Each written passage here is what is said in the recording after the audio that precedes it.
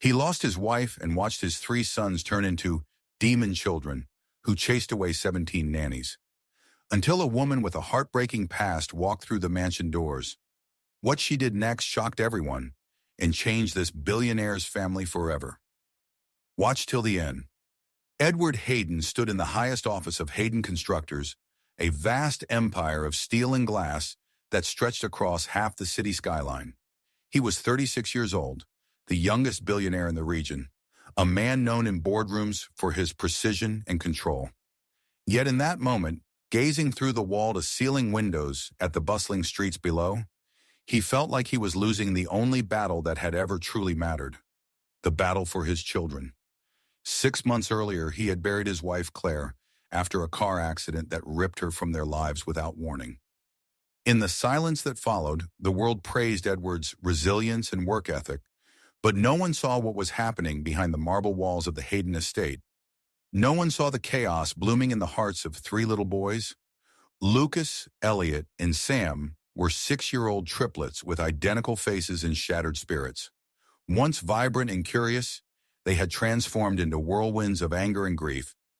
Their laughter had vanished, replaced by tantrums, destruction, and a fierce rejection of anyone who tried to comfort them. They refused to eat at the dinner table, hurled toys at the walls, and hid from strangers behind locked doors. The house staff whispered about their behavior in hushed tones, some calling them unreachable, others simply quitting in fear or exhaustion.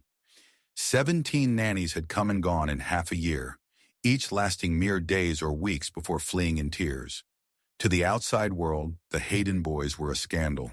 Spoiled heirs turned feral. To Edward, they were 3 wounded children he no longer knew how to help.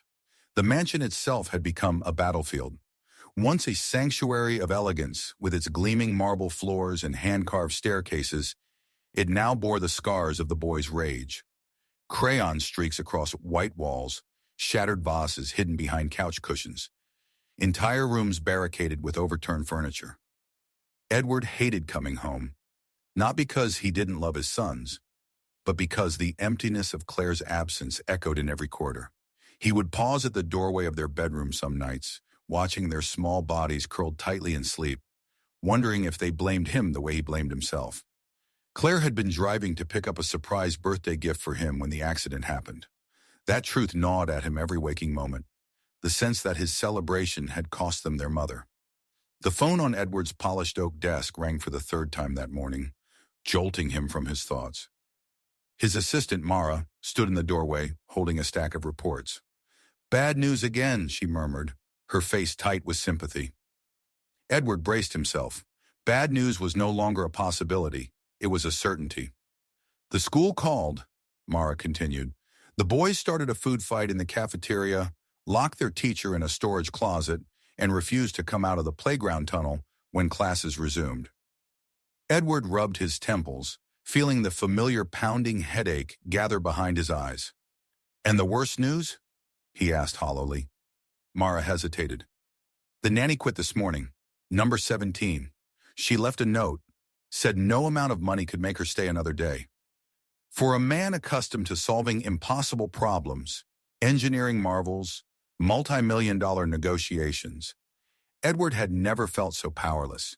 His billions couldn't buy the one thing he needed, healing for his children.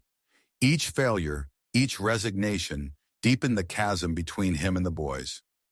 They no longer ran to him for comfort. They barely looked at him at all.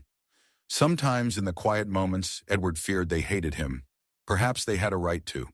He had thrown himself into work after Claire's funeral, convincing himself that providing for them financially would ease their pain. Instead, his absence only confirmed their worst fear, that they were alone now, truly and irrevocably. The media caught wind of the chaos and pounced. Headlines blared, "Billionaire's demon triplets drive away nannies," and inside the Hayden mansion, a house in turmoil. Paparazzi camped outside the estate gates, hoping for a glimpse of the infamous children. The more Edward tried to shield them, the harsher the scrutiny grew. Investors called, concerned about his focus. Partners whispered about his ability to lead. But none of that mattered compared to the quiet question in Sam's eyes every time Edward tucked him in, a question the boy never voiced aloud. When will Mama come back?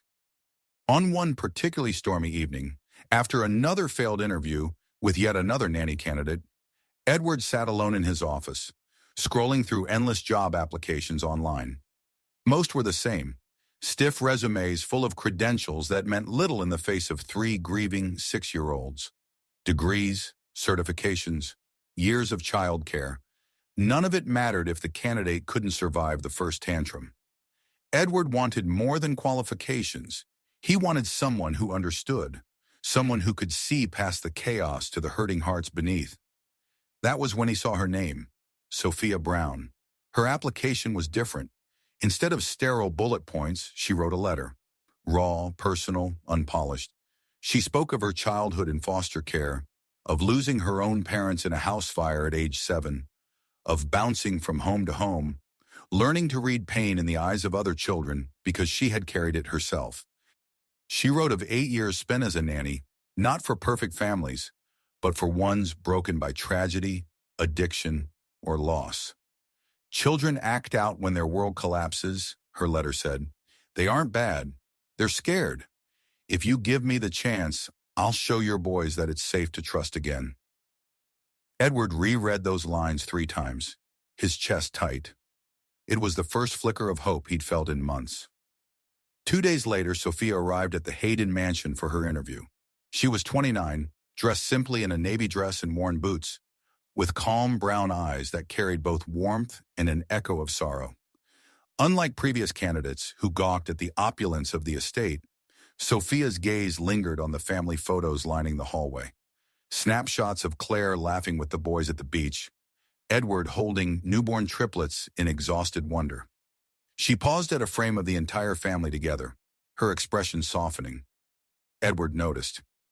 He also noticed the absence of fear in her posture as distant crashes and muffled shouts echoed from upstairs, the soundtrack of life in the Hayden household. Their interview was unlike any Edward had conducted. Sophia asked about the boys' favorite games, their mother's memory, their bedtime routines. She didn't flinch when he described their meltdowns or the destruction they left in their wake. They're grieving, she said simply, as though it were the most obvious thing in the world. Grief looks messy in children. It doesn't come out in words. It comes out in walls covered with crayon and toys thrown across rooms. Edward found himself telling her things he hadn't admitted even to himself. His guilt over the accident, his fear that his sons resented him, his exhaustion from pretending to be strong. By the end of the conversation, Edward knew. Sophia wasn't like the others. She didn't see monsters. She saw wounded hearts. "When can you start?" he asked quietly. "Tomorrow," she replied just as quietly. The following morning, Sophia stepped through the massive oak doors of the Hayden mansion, carrying a thermos of coffee and a bag of homemade cookies. The house was eerily silent, a calm before the storm. Edward met her in the grand foyer, dark circles under his eyes, suit slightly rumpled from another sleepless night. "They're still upstairs," he said, almost apologetic. "Mornings can be unpredictable." Sophia smiled gently, unfazed. "That's all right. Chaos doesn't scare me." She handed him the thermos. "For you. You'll need it." The small gesture startled him. No one had thought to care for him in months. At precisely 7:30 a.m., the quiet shattered. Footsteps thundered down the staircase, followed by high-pitched shouts and the unmistakable crash of something breaking. Edward winced. "They're awake," he murmured. Sophia straightened her shoulders and stepped toward the sound without hesitation. The scene in the kitchen could have been lifted from a battlefield. Pancake batter streaked the walls, syrup pooled across the floor, and 3 identical boys stood atop chairs like miniature generals leading a charge. Lucas wielded a spatula as a sword, Elliot clutched a carton of orange juice poised to spill, and Sam hurled fistfuls of flour at his brothers with gleeful abandon. When they spotted Sophia, they froze for half a heartbeat before resuming their assault with renewed vigor. "We don't want you here," Lucas shouted. "Go away!" Sophia didn't yell. She didn't flinch. She simply stepped carefully over the mess, crouched to their level, and spoke in a calm voice that cut through the chaos. "You must miss your mama very much," she said softly. The boys blinked, thrown off balance by her unexpected words. No nanny had ever mentioned their mother before. I miss my parents too, Sophia continued. I know what it feels like when your whole world falls apart. Something shifted in the room. A barely perceptible pause, a flicker of curiosity behind their guarded glares. Edward, watching from the doorway, held his breath. For the first time in 6 months, someone wasn't trying to control the boys. Someone was trying to understand them. It was only the beginning. The morning after Sophia Brown's first encounter with the Hayden triplets began not with silence, but with cautious anticipation. The mansion, still bearing the scars of countless battles between grief and authority, felt heavier than usual. Though no furniture had been overturned yet, and no syrup wars erupted before breakfast, there was an electric charge in the air, as if the house itself was holding its breath, waiting to see what would happen next. For Edward Hayden, this anticipation was laced with both dread and fragile hope. He had seen 17 nannies fall victim to the chaos his sons unleashed. He wondered how long it would take for Sophia to join them in retreat. But Sophia herself awoke that morning with a quiet resolve born of her own childhood scars. She knew what awaited her inside that grand house. Not monsters, but 3 terrified boys who only knew how to protect themselves through rebellion. The first true test arrived before the sun had fully risen. Lucas, the eldest by only a few minutes, but leader by instinct, awoke first. He had been plotting since the moment he saw Sophia's calm smile in the chaos of the previous day. The other nannies had fled at the first tantrum, at the first thrown toy, at the first hint that love would not be easily given here. But Sophia had stayed, and Lucas could not allow himself to believe that anyone would stay for long. Believing hurt too much. So he decided to test her, not with words but with war. When Elliot and Sam stumbled out of bed, still bleary-eyed and rumpled, Lucas whispered his plan. By the time Sophia entered the upstairs hallway, a full-fledged ambush awaited her. 3 small figures stood shoulder to shoulder at the end of the corridor, armed with paintbrushes dipped in red and blue tempera. The moment Sophia appeared, they unleashed their assault. Streaks of bright paint arcing across the hall, splattering the pristine white walls and Sophia's clothes in an instant. Most adults would have shouted. 17 nannies before her had screamed, demanded order, or fled in tears. Sophia simply stood still, letting the paint hit her without flinching. And then, to the boys' astonishment, she smiled. "You have good aim," she said softly, as if commenting on an art project rather than an attack. "Your mama must have been proud of how creative you are." The triplets froze mid-throw. No one had ever spoken of their mother during these battles. It disarmed them more than any punishment could. Elliot, confused, lowered his brush first. Sam followed, wide-eyed. Lucas hesitated, still gripping his paintbrush like a weapon, but the challenge in his eyes faltered. "We're not bad kids," he muttered, voice barely audible. "We just don't want anyone else here." Sophia crouched to meet his gaze, her paint-splattered dress forgotten. "I know," she replied. "You don't want another person to leave." The weight of those words hung in the air like sunlight breaking through storm clouds. For children who had spent 6 months weaponizing chaos, Sophia's quiet understanding felt almost unbearable. Their eyes welled with tears they didn't know they still had. She didn't lecture them about their mess or demand apologies. Instead, she offered them something infinitely rarer: permission to feel broken, without fear of rejection.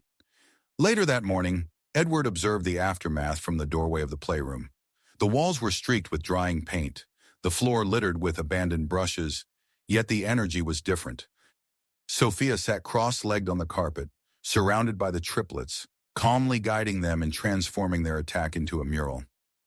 "Every color tells a story," she explained as she handed Lucas a clean brush. "Red can mean anger, but it can also mean love. Blue can mean sadness, but it can also mean calm. What do you want your story to say?" The boys, hesitant at first, began painting deliberately instead of destructively, not out of obligation, but curiosity. Edward watched in stunned silence as the chaos of earlier softened into quiet concentration. It was the first time he had seen his sons work together without screaming. That evening marked another milestone. Mealtime. Dinner at the Hayden mansion had long been synonymous with disaster. Plates thrown, food refused, tantrums loud enough to rattle the chandeliers. Yet Sophia approached the ritual differently. Instead of demanding silence or perfect manners, she invited the boys to help cook. In the gleaming kitchen where Claire once ruled with gentle laughter, Sophia handed each child a task: stirring sauce, arranging silverware, tearing bread into pieces. Involving them turned resistance into participation. When the meal was served, the triplets surprised even themselves by sitting at the table willingly, giggling as Sophia told a story about knights who built castles from crumbs and defended them with spoons. For Edward, seated across from this unlikely scene, the transformation felt unreal. He watched Lucas cautiously glance at Sophia for approval after finishing his vegetables, saw Elliot beam proudly as he poured water without spilling, and noticed Sam lean unconsciously against Sophia's side as she cut his food. It was not perfection. There were still spills and squabbles, but it was progress. Hope, tentative and fragile, bloomed in Edward's chest. That night when Sophia tucked the boys into bed, she didn't avoid the topic of their mother as so many adults had. She encouraged them to share a favorite memory of Claire. At first, silence. Then Elliot whispered about her lullabies. Sam spoke of how she let them stay up late to watch stars. Lucas, after a long pause, confessed he missed the way she smelled like vanilla when she hugged him. Sophia listened without judgment, validating their pain while gently reminding them that love does not vanish with death. "Your mama's love," she murmured, "is in every goodnight hug, every cookie you share, every laugh you still have left." By the time the boys drifted to sleep, a subtle shift had taken root, a fragile thread of trust weaving itself between Sophia and the triplets. Edward saw it when Sophia left their room, her dress still streaked with dried paint but her expression calm. "You didn't yell," he said, half in disbelief. Sophia simply replied, "Yelling never healed anyone." The next morning confirmed what Edward dared not admit aloud. The boys were beginning to see Sophia differently. They followed her into the kitchen not to sabotage breakfast, but to help crack eggs. They argued less, laughed more, and even apologized, clumsily but sincerely, for the paint incident. Yet just as fragile peace began to settle over the Hayden household, a storm gathered beyond its gates. Whispers of the demon triplets still circulated in the tabloids, and rumors of another scandal threatened to ignite. Edward's phone buzzed with calls from journalists hungry for a headline. He ignored them for now, unwilling to let the outside world intrude on the first glimmers of healing within these walls. But storms have a way of finding cracks, and the Hayden family's newfound calm was about to be tested in ways none of them could predict. The fragile calm that Sophia had nurtured within the Hayden mansion was shattered just as quickly as it had been built. For 3 weeks, the household had begun to resemble a home again, rather than a battlefield. The boys laughed more freely, spoke openly about their mother, and even found joy in small routines like baking cookies or tending the neglected garden in the courtyard. Edward dared to believe, for the first time since Claire's death, that his family was inching toward healing. But beyond the tall gates of the estate, a storm was gathering. A storm born of rumor, scandal, and the voracious appetite of the media. It began with a single headline splashed across an online tabloid: "Billionaire's unruly heirs drive away. 17 nannies, are the Hayden triplets dangerous?" The article, riddled with half-truths and exaggerated anecdotes, painted the boys as wild, destructive tyrants, and Edward as a negligent father too absorbed in his fortune to care for them. Within hours, larger outlets picked up the story. By the end of the day, news vans lined the street outside the mansion, reporters shouting questions at anyone who passed the wrought iron gates.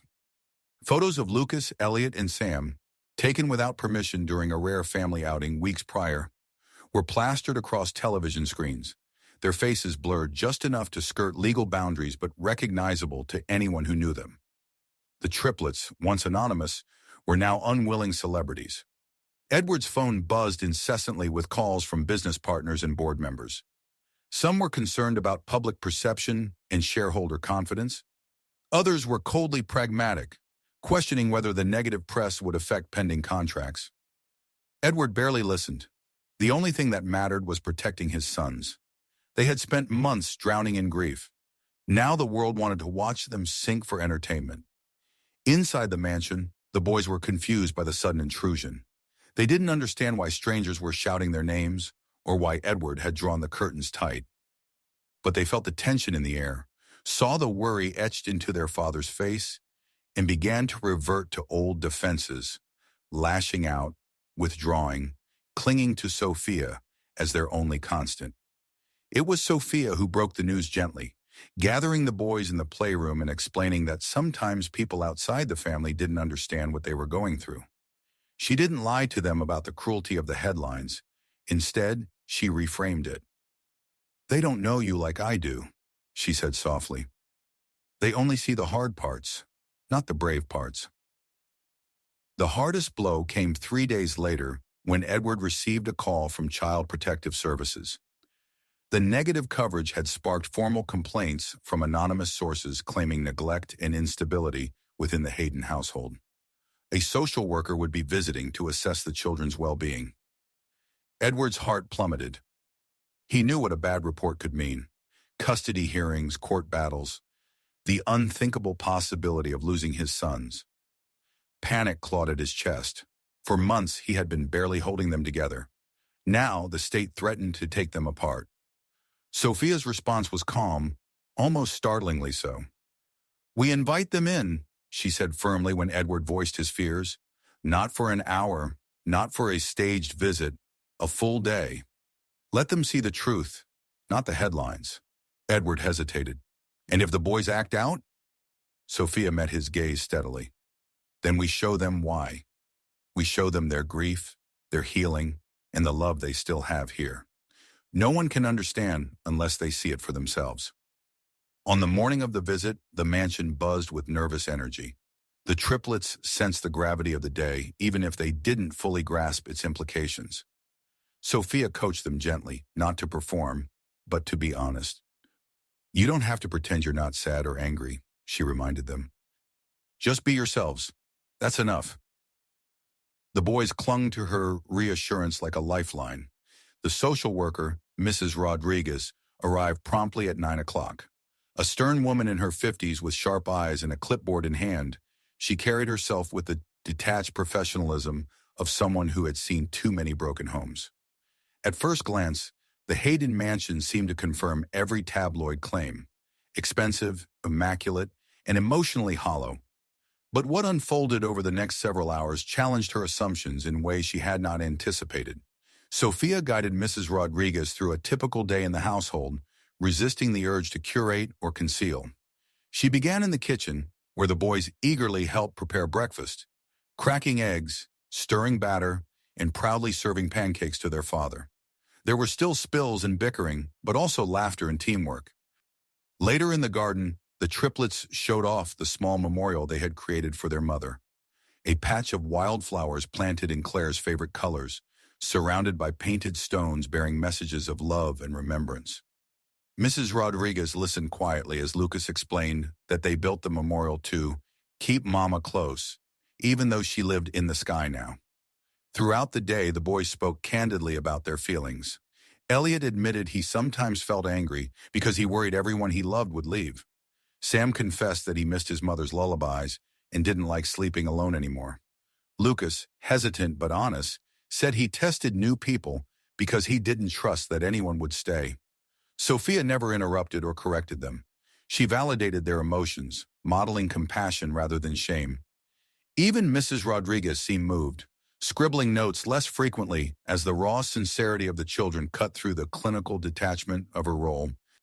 Edward, too, found himself unexpectedly laid bare during the visit. When Mrs. Rodriguez asked about his own struggles since Claire's death, he admitted, for perhaps the first time, how lost he had felt, how guilt had consumed him, driving him deeper into work as a means of escape, how seeing Sophia connect with the boys had forced him to confront his own absence. The confession was humbling, but also liberating. In acknowledging his shortcomings, Edward began, at last, to forgive himself. By evening, the tension in the mansion had eased. Mrs. Rodriguez thanked the family for their openness and promised to deliver her report soon. Though she offered no hint of her conclusions, there was a softness in her expression as she departed, a subtle sign that perhaps she had seen the truth beneath the headlines. Yet even as relief flickered in Edward's chest, he knew the battle was far from over. The media storm continued to rage outside the gates, hungry for another scandal. And though the triplets had begun to trust Sophia, trust was fragile. One wrong step, one perceived betrayal, could unravel everything. Edward also felt an unexpected shift stirring within himself, a quiet admiration for Sophia that went beyond gratitude. Watching her kneel in the dirt beside his sons, paint-streaked hands guiding theirs as they built their memorial, Edward realized he no longer saw her merely as the nanny who had saved his children. She had become the heart of their healing, and, without meaning to, the heart of his own. But neither Edward nor Sophia could predict how deeply this bond would be tested. Because love, no matter how quietly it blooms, is rarely left unchallenged, especially when the whole world is watching. The weeks following the social worker's visit marked a profound turning point for the Hayden family. The storm outside their gates, the relentless headlines, the paparazzi, the whispered speculation, did not vanish overnight. But inside the mansion, something irreversible had shifted. The triplets no longer woke each morning expecting battle. Instead, they began greeting the day with curiosity and occasionally laughter. The walls once scrawled with chaotic crayon strokes now bore careful murals of stars, castles, and wildflowers, tributes to their mother, Claire, and symbols of the healing Sophia Brown had patiently nurtured within them. For Edward, the change felt almost miraculous. He had spent months drowning in guilt and fear, believing his sons lost to grief forever. Yet here they were, still hurting, still imperfect, but finally learning to trust again. The report from Mrs. Rodriguez arrived 2 weeks later, and Edward read it with trembling hands in the quiet of his office. The words were clinical, but the sentiment shone through. The children are not dangerous. They are grieving, but they are healing. The presence of Ms. Brown has provided them with stability, empathy, and emotional safety that cannot be overstated. For the first time in months, Edward exhaled fully. The looming threat of losing his sons to state intervention dissolved, replaced by a fragile but growing confidence that they might not only survive this storm, they might emerge stronger from it. Sophia's influence reached beyond the boys. Edward, long accustomed to wielding control in boardrooms but fumbling at home, began reshaping his life around the needs of his children. He scaled back late nights at the office, choosing instead to read bedtime stories or help build elaborate pillow forts in the living room. He discovered, almost reluctantly, that fatherhood, real fatherhood, demanded vulnerability rather than authority. It meant admitting when he was scared, apologizing when he was wrong, and allowing himself to grieve alongside his sons instead of pretending to be unshakable.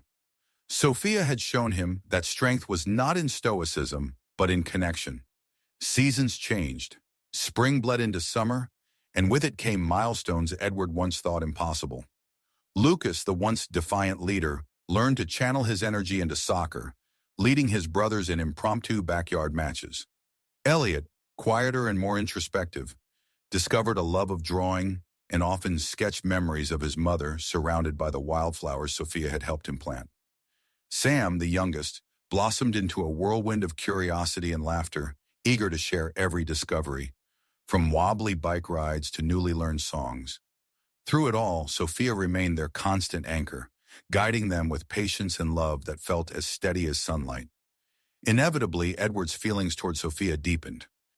What began as gratitude evolved into admiration, and admiration into something far more profound. He noticed it in quiet moments, the way her laugh softened the sharp edges of the house, the way she knelt to meet the boys at eye level, the way her presence turned chaos into calm.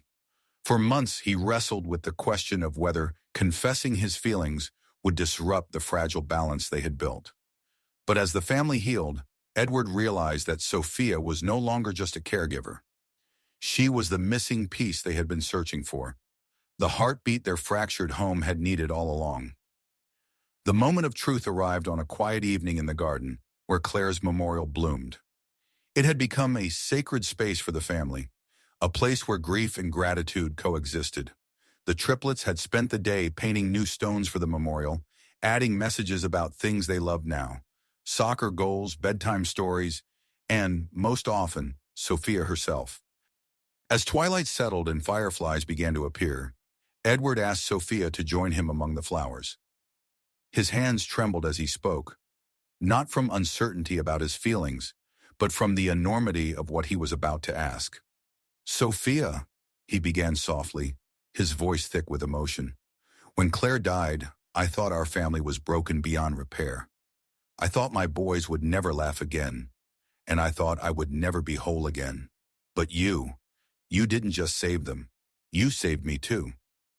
He knelt on the grass, pulling a small velvet box from his pocket. "I love you. My sons love you. Will you become part of our family? Not as their nanny, but as their mother?" Tears shimmered in Sophia's eyes as the triplets, who had been peeking from behind a nearby bench, squealed in excitement. "Say yes, Sophia," Sam shouted, his voice breaking the solemn silence. "Please say yes." Lucas and Elliot joined in, their chants of "Yes, yes, yes," echoing through the garden like music. Sophia laughed through her tears, nodding as she whispered the word that sealed their new beginning. Yes. The wedding months later was a small and intimate affair held in the same garden where Edward proposed.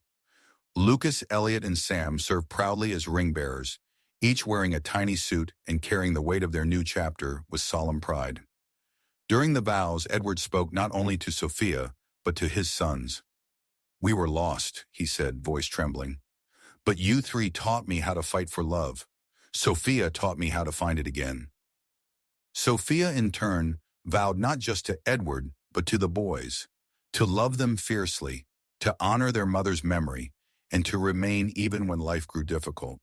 Years passed and the Hayden family continued to grow, not only in number when a baby sister named Lily arrived, but in love. The once infamous triplets, who had driven away 17 nannies in 6 months, grew into compassionate young men, known at school for their kindness and resilience. They mentored younger students, volunteered at grief support groups, and carried forward the lessons Sophia had given them. That pain does not make you unlovable, and healing is possible when hearts remain open. Public opinion shifted over time.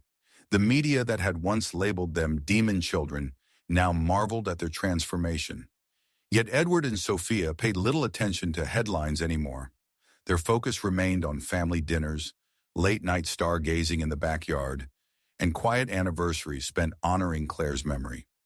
Healing had not erased the past, but it had woven something beautiful from its fragments, a tapestry of love stronger than grief, richer than loss. On the 5th anniversary of Claire's passing, the family gathered once more at the memorial garden. Lucas, now 11, placed a bouquet of fresh wildflowers at the base of the stone. "Hi, Mama," he whispered, his brothers flanking him. "We wanted you to meet Sophia and Lily. We think you'd like them. We're okay now." Daddy smiles again. As the children ran ahead to chase fireflies, Edward slipped his arm around Sophia's waist. The garden glowed softly in the twilight, not a place of mourning anymore, but of peace. He kissed her temple, gratitude radiating through every fiber of him.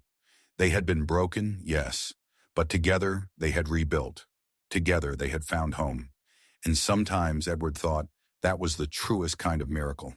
If this story touched your heart, hit subscribe for more emotional tales and tell us in the comments, where are you watching from?